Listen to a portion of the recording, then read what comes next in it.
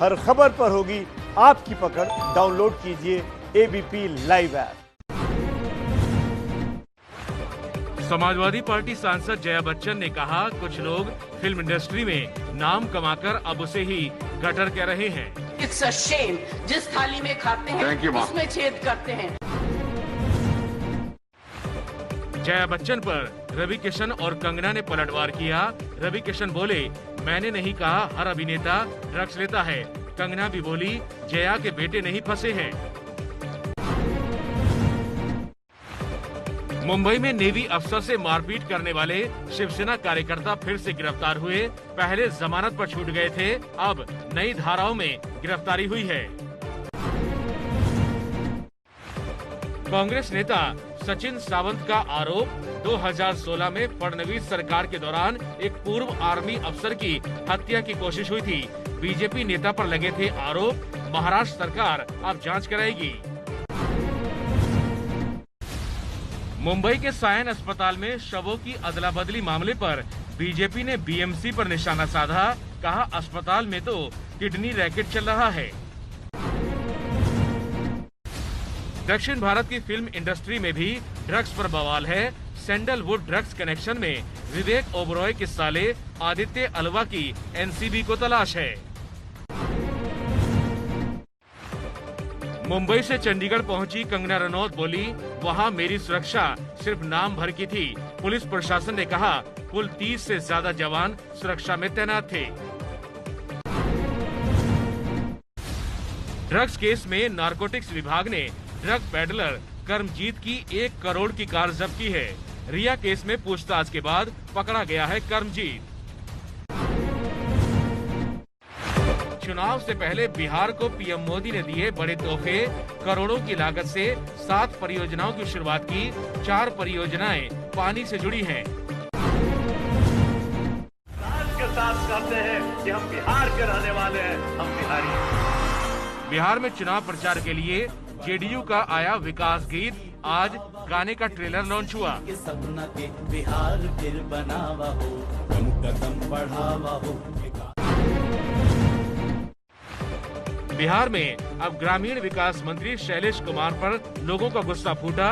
मुंगेर में लोगों की शिकायत सुनने गए थे मंत्री। चुनाव से पहले बिहार को एक और सौगात मिलेगी। एयरपोर्ट के बाद दरभंगा में खुलेगा एम्स अस्पताल। 4 साल में बनकर तैयार होगा। कैबिनेट ने दिखाई हरी झंडी। चुनाव आयोग ने जीतन राम मांझी की हम पार्टी को चुनाव चिन्ह कढ़ाई और पप्पू यादव की जन अधिकार पार्टी को कैंची चिन्ह दिया है।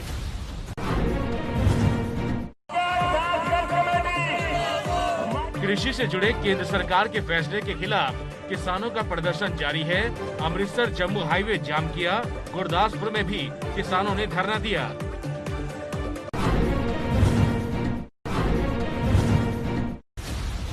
पंजाब के खन्ना में किसानों के प्रदर्शन में मजदूर यूनियन भी शामिल हुई।